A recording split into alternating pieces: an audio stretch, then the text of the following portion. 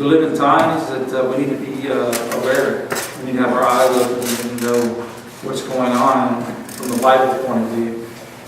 But first I want to ask you a question. Why do we study what we call Bible prophecy or eschatology? Why do we study it? Anybody know? I'm really asking. Why do we study it? So we know and can see the signs of His return. Yeah. Very good. To be prepared or aware of the coming of Christ, the end time. Amen. But you know why I study prophecy? Because it's in the Bible. It's the Word of God. It's right here. You can find it from Genesis to Revelation. Prophecy. 20% of the Bible is prophetic in nature. Yet no one studies it. And no one preaches it. We need to know. We need to understand the times we're living in and what the Bible says about it. But I'm going to show you a lot of scripture tonight, so we're going to be moving kind of quickly. I'm sure you guys have read this before, but we're going to read it again. 1 Thessalonians 4, and we're going to start in verse 13. We're going to read it to verse 18. I would not have you ignorant, brethren, concerning them which are asleep. That means a Christian that has died, he's in Christ. That you sorrow not, even as others which have no hope. What hope? Well, Paul is talking to the believers in Thessalonica, and he says, I don't want you to be ignorant. But then he says, unless you have sorrow, as others do. He talks about hope. What is he talking about? Hope. What hope is he trying to convey to them? What hope do we have tonight? Eternal life. Eternal What's life. that? Eternal life. Okay, you're right. But we're going to die and we're going to have eternal life. What hope are we talking about when the Bible says our blessed hope? He is with us through everything. You're right, He is. He will never leave you or forsake you. That's good. But our blessed hope is our Lord and Savior Jesus Christ. Yes. And He will return. And that is our blessed hope. Whether we die in Christ or whether we're alive here, that's our hope. He will return and He will snatch us away. So if you look at the verses in 1 Thessalonians 4, let's go to verse 16. For the Lord Himself shall descend from heaven with a shout, with the voice of the archangel and the trump of God, and the dead in Christ shall rise first. Then we which were alive and remain shall be caught up together. Caught up. In the Greek, harpazo, to be seized suddenly, to be snatched. And this is a violent type. This is not a little weak word. This word means a lot. There's a lot in that word, harpazo. It's sudden. As the Bible says in 1 Corinthians 15, it's in a moment, in the twinkling of an eye, at the last trump. We're going to be changed instantly, quicker than you can gauge with time. And it's going to happen, we won't even know it. It's going to happen so quickly, there's no way to see it coming, so to speak. There's no way to prepare. That's why I wanted to talk about this tonight, because if we don't know when it's going to come, if we don't know when this moment's going to happen, why would we be so foolish as to live lives that wouldn't honor the Lord? To live foolishly, to live for the world, and to dabble in the world, and not be prepared, not be looking up. And I tell you one thing, when the Lord comes, I don't want to be ashamed. This is for me, this is as much as it is for you. The prophecy is meant to wake you up. It's meant to, hey, look at the things around you. The Bible speaks about them. When you see all the things going on in the world's shaking, you can go in part of the Bible and you can find it. When in Luke 21, when it says that the Lord says you'll see the seas and the waves roaring. When was the last time you just saw 4 Category 5 hurricanes move to the Caribbean and then to the Gulf? The last hurricane we had was Katrina. She was Category 4. And she did a lot of damage, but we have 4 in a row here.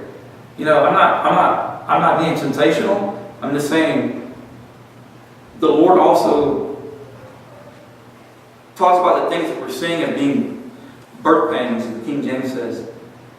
Women you would know it as what? Labor. Labor contractions.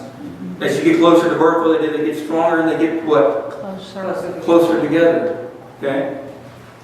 And if you talk to non-believers, you talk to Christians about this, they say, well, we have always had hurricanes, we've always had earthquakes, we've always had this. Well, we have. Yes, we have. But, anybody that says that doesn't know the Bible, because all you got to do is go and see Christ say one phrase, when you see all these things happen together at the same time, then you'll know that my coming is near, even at the door. When you see all these things happen together, what things? We're going to list some things tonight that are key, that hadn't happened before any of these things are set in motion. Number one, obviously Christ had to come. But the biggest prophecy sign there is the rebirth of the nation of Israel on 1948, May 14, 1948. That's the biggest sign we have. Because without that, we don't have anything. That started the clock. Okay? And then, when Israel was reborn in 1948, that started the clock. That's God's timepiece, Israel. I don't know how many of y'all have heard this before, but I mean, in my realm, we talk about all the time that, the rebirth of Israel it was big, it was huge, it was impossible. People that have been scattered in the four corners of the world for 2,000 years, been driven out of their homeland, their city destroyed, their temple destroyed, they're everywhere. And God promised in the Old Testament, in the prophets, major prophets, all the prophets, that He would bring them back into their land, and that He would make them a people and a nation, and that He would revive them. And read Ezekiel, and then He would bring the bones, the dry bones in the valley, and He put flesh on them and skin, and He'd make them stand on their feet. That's a picture of God bringing Israel back from the brink, from death. Really, they were dead. They were dust. And no one wanted them back in their land. Especially, well, we know who was behind it, but I mean, we know why the Jews in Israel were hated. Because the devil hates God and He hates us, and the Jews are His people. That's why He hates them. And He knows they're essential. And they're the key to the whole thing. When Israel took Jerusalem in 1967, the Six-Day War, they took back Jerusalem. That was also key. They had to have Jerusalem. When it talks about in the Gospels, when our Lord is talking about that Jerusalem would be trodden down until the times of the Gentiles be fulfilled, meaning Jerusalem would be trodden down, controlled. Israel has control, sovereignty over Jerusalem as the capital. The world doesn't recognize it, and the Palestinians, the Arabs, still have some kind of control. The Jordanians still control the Temple Mount, and we can go on and on. So, but there's going to be a time that's all going to be, that's all going to stop, and the Lord's going to come back. But not only is prophecy, eschatology is biblical, it's in the Bible.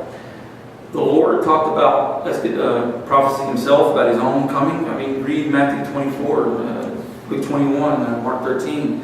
He talked about it. His disciples asked Him. He was talking about the temple when they were leaving the Garden of Gethsemane. And the disciples were bragging about the temple. And He said, I'm paraphrasing the word, but He said, fellas, it's going to come a time where not one stone is going to be left upon another. And that piqued their interest, and they started asking Him questions. Okay, when's this going to happen?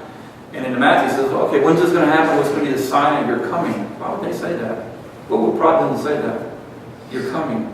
Because I believe the disciples didn't believe that He was going to go to the cross. What were they waiting for? They're waiting for Him to set up the kingdom. That was all they were looking for. They weren't looking for Him to die, go away, and then come back. But they said it. He said, what's going to be the sign of your coming? And He listed many things. And people get confused on the things that are listed. They get them all jumbled. You have to put them in context. You got to put them where they belong. And if you don't study it as a whole from start to finish, you're going to get off of some crazy, weird things. And people do this. And I believe this is. I believe that prophecy is also avoided because it's controversial.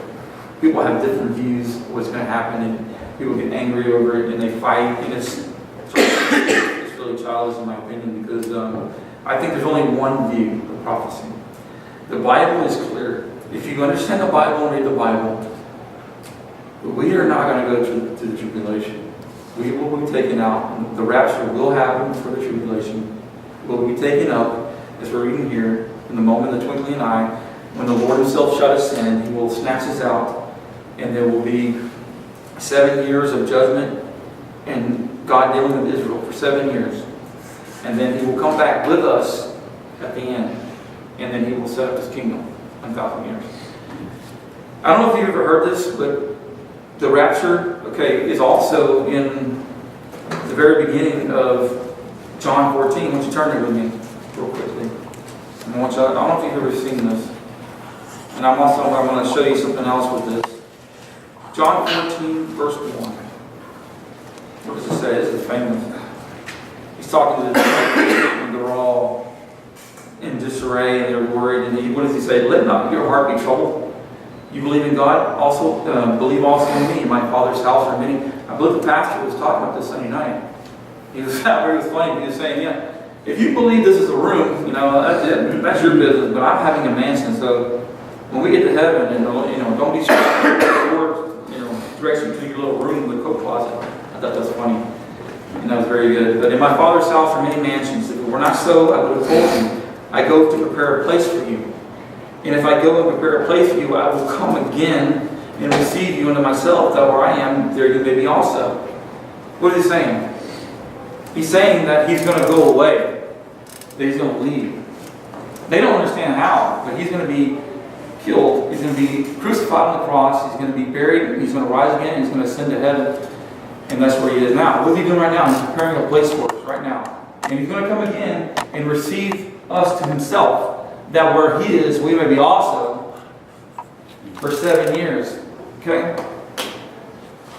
If you understand anything about Jewish tradition, or even simple things like Jewish weddings, Christ is, what was he? Anybody know what he was? Seriously, what was he? A lamb. Okay, but in his human form, what was he? God. Deity.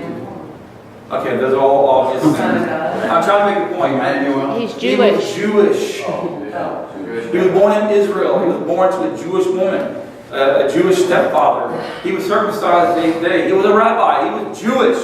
Okay? He's a Jew.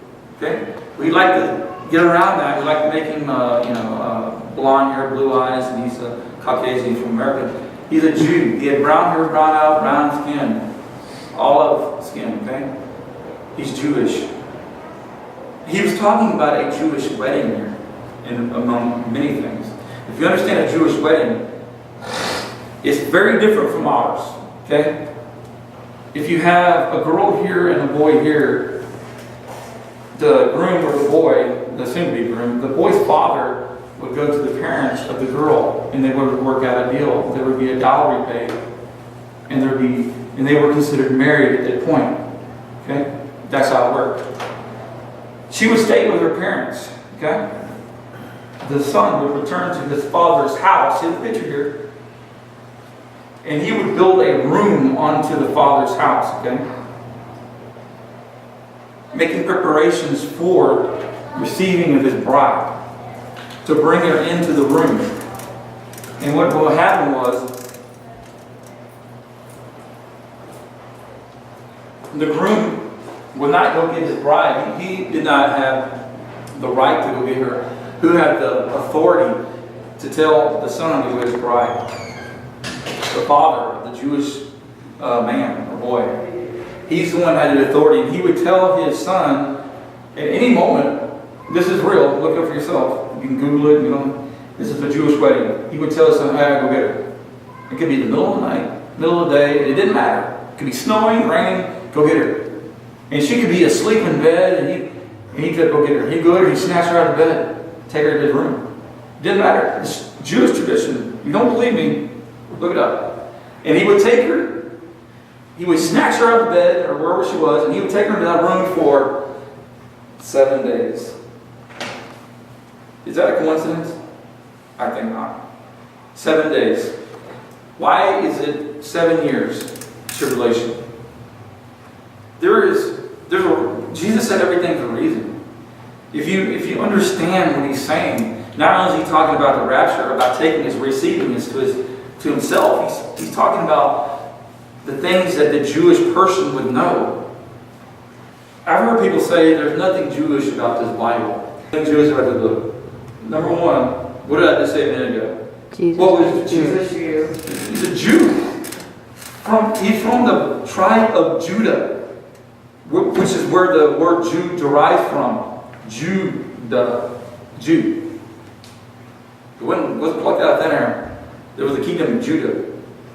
Israel, they had broken off to 2 tribes in the south, Judah, 10 tribes in the north, Israel. Okay? Judah, that's where the Jew came from. He's a Jew. This book is Jewish. And now he was talking to Jews. Okay? When he was talking to the disciples, he was talking to Jews. He wanted them to understand what he was saying. Okay? So, he's talking to Jews so that they would have understood what he was saying here. Like Mary said a minute ago, that was one of my points. Prophecy comforts you. What does verse 18 of 1 Thessalonians 4 say? After he said everything that he said. Comfort. What did Paul say? He said, comfort one another with these words. You comfort one another with these words. It was comforting. What was comforting? Second coming. That he was coming back for them. That they had hope. Because the people in Thessalonica were, when Paul was teaching them, they were getting all stirred up, like, well, what about the people who just died? Our family, this and the other. And he's like, they'll miss it. They'll be thrown in hell. And he's like, no. And this is when he starts with this. He says, no, it's fine. He says, I don't want you to be ignorant. Meaning, I want you to understand. They're going to be fine, okay? And that's when he goes into, the dead in Christ shall rise first. And he did that because he wanted us to know, but he wanted them to know specifically at that moment when he wrote this, when he was talking to them. He wrote to them, he wanted them to be assurance. And the last part he said was about comfort one another with these words. He didn't say scare one another with these words.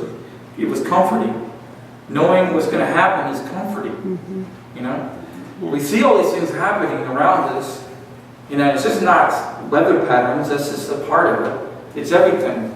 And if I could be here all week telling you everything that's in here and how it applies. Like I said, Pastor, I believe America.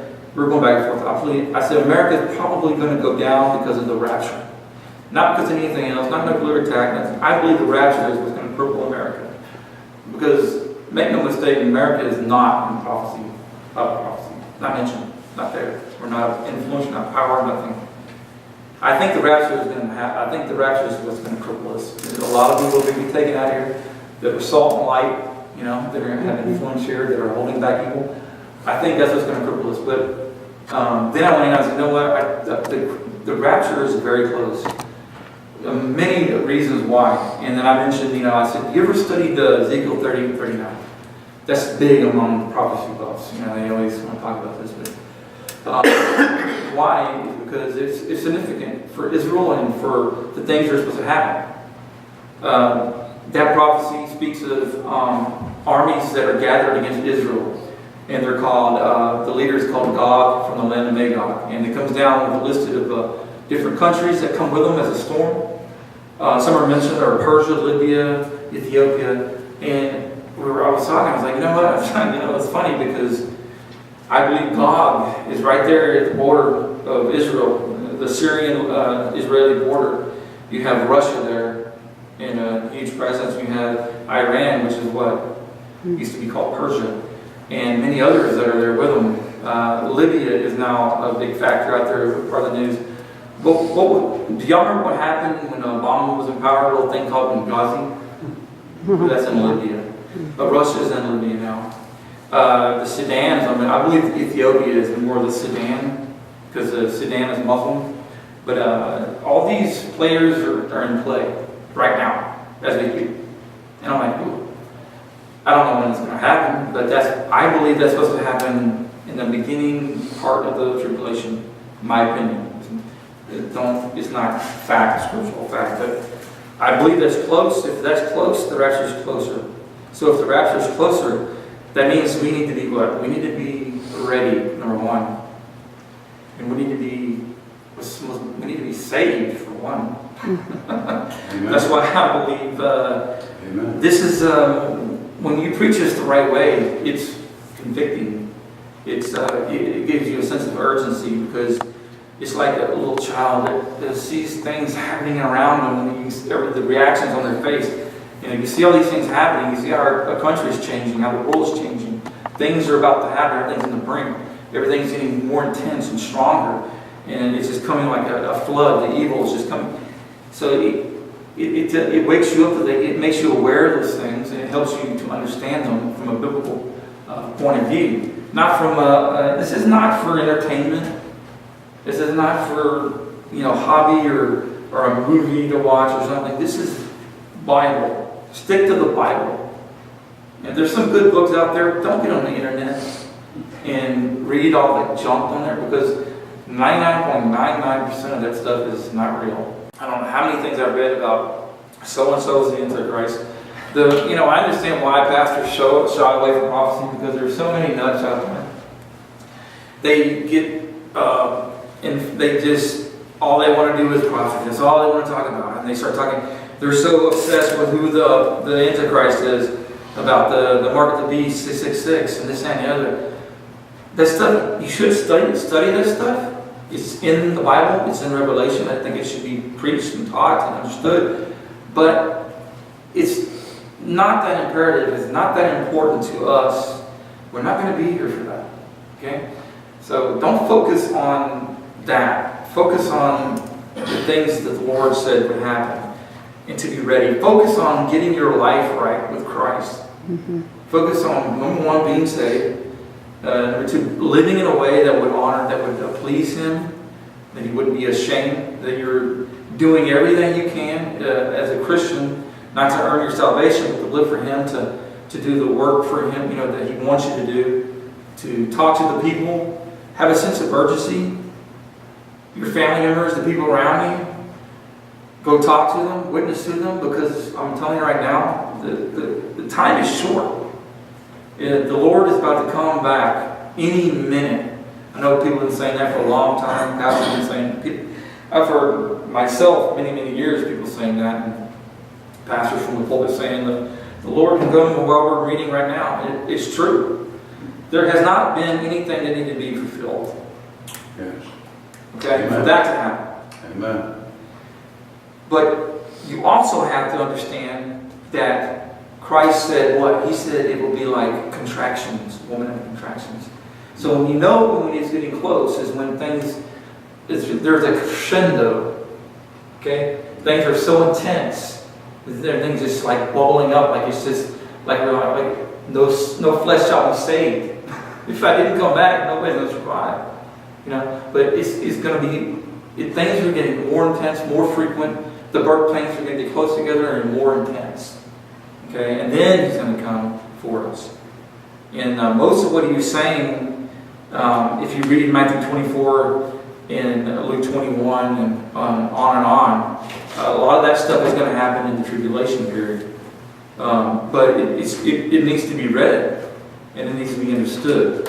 I always want to read you a little bit right here real quick. I don't know if you guys have ever read this, but I'm sure you've heard it from the pastor. For instance, in Luke 21, verse 9. But when you hear of wars and commotions, I think the book of Matthew says wars and rumors of wars. But Luke says wars and commotions. What does he say? He says, don't be terrified, for these things must come to pass. But the end is not by and by. Wars and rumors of war. We've been hearing of wars like, who's in the news right now? There's some moron in North Korea shooting off missiles threatening us with a nuclear warhead. And if that's not a rumor of war or commotion, I don't know what is. Did y'all see that video of inside Tokyo when the missile was going over and all the sirens going off and the people were just in hysteria because they thought the missile was coming to hit them and blow up the island because Kim Jong-un sent a missile over Japan and into the Pacific and splashed there. And they actually panic and chaos that erupted there because they thought a missile was coming in because the sirens were going off. And now Japan wants nuclear weapons to defend themselves against North Korea. So these are what? These are rumors. These are commotions, rumors of wars. We've been in war for a very long time now. It hasn't stopped. We're still in Afghanistan and Iraq and everything. We don't have as big a presence as we did, but there's still pockets of military there. I think mainly like special forces type, right? I think that's what has been said over, but it's still going on. The 82nd Airborne was just sent. Do what? The 82nd Airborne was just sent over Really? When? 4 days ago. Really? So, I mean, like I said, yeah, it hasn't stopped. And war never stops, truthfully. There's always a war somewhere around the world. I mean, y'all know that. There have not been a war. There's always somebody fighting somewhere around the globe.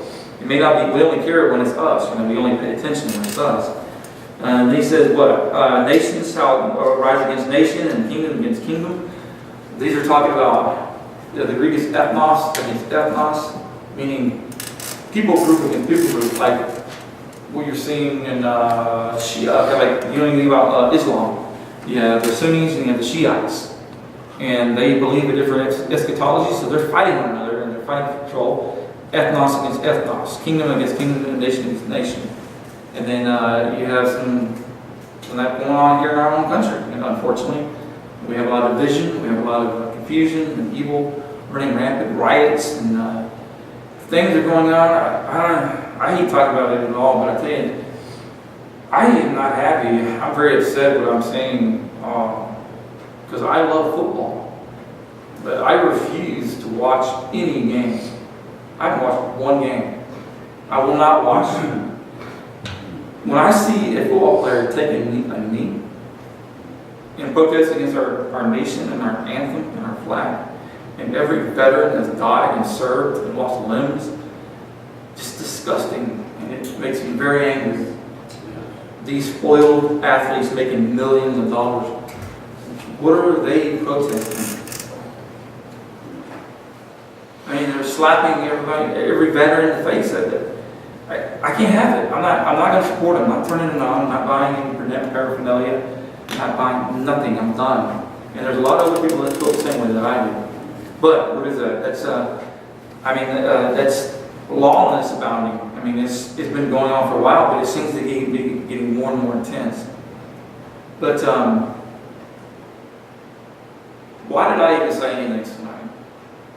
I tell you, I got a little taste of probably what the pastor goes through all the time, I tell you, because preparing and thinking on this, and I basically memorized my own message, and I just kind of I wrote down key points and scriptures to remind me.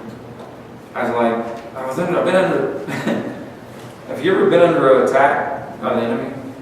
I mean, man, I get an attack. Have I ever not been under attack? Well, if you're not a Christian, you're going to get attacked. If you're not serving the Lord, you're going to get attacked. If you're not effective for the Lord, if you're dead and you're carnal, you're not going to get attacked. He's got you wherever you want. But if you're someone like pastor, is a servant of God, is the under shepherd of his church, and is serving the Lord, and is being effective, and is winning people, he's going to come against you. If you're somebody that's trying to do something for the Lord, if you're serving the Lord, he will expect him to come against you. But since he asked me to fill in for me, because I'm going to be gone, I knew what I was going to do, because this is my passion. I believe this is where I've been gifted to preach on this type of stuff. But ever since that moment, I was like, he's coming against me. And today was no different. Today was intense, and it's all good. As a matter of fact, that's when you know that you're going in the right direction. Because if I didn't, everything went perfectly, and I had no hiccups and nothing coming to me, like, might as well, something wrong. I better, stop preaching with you, and it's like, check myself. But this has been on my heart for a long time. I think you guys, the pastor always uses this phrase, you people here tonight are the core of the church. The people that are usually here are, and you guys are too, but there's other people that are missing that are the core of the church. But there are other people that only come Sunday, and there are people out there that are lost that need to understand. They need to understand what's going on around them and what is ahead of them. Because if they're lost, what's ahead of them? Man. It's something they're not going to want once they get there, I guarantee you. It's going to be, it'll be something that they can't get out of, and it'll be forever. And what are we doing to warn them? Are we talking to the people around us? Are we telling them? Or are we scared? Or we don't want to be attacked, or we don't want to be embarrassed or offended, or things, or feel uncomfortable, or whatever. There's a whole list of things, and I'm guilty of all of them. But we need to get serious because the times are serious. Each and every one of us, starting myself, Pastor too. He's no different. Everybody, we need to get serious about our faith, about He's coming soon, and we need to get out there, and we need to reach everybody that we can. Now, you don't need to win them. It's not your responsibility, but you need to tell them. He said, go into all the world and preach the gospel. He didn't say, go and make sure you win them and they get saved in the spot. It's our job to tell. It's the Holy Spirit's job to draw them and save them. But we need to go and tell them. Amen.